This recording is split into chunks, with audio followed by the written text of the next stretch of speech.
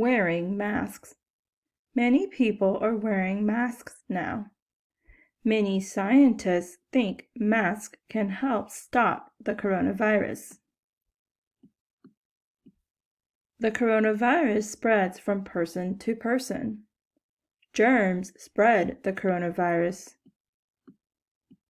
Germs are very small.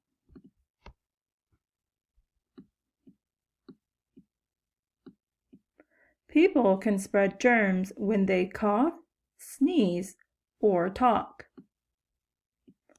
Masks cover people's mouths and noses. Masks may help stop germs.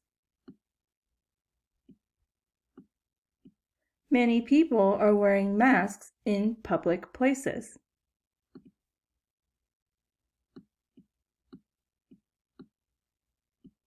What are many people wearing now? Ski boots, masks, crowns. Masks.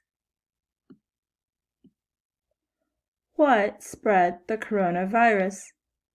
Eggs, seeds, germs. Germs. Where are many people wearing masks? Public places, homes, basements. Public places.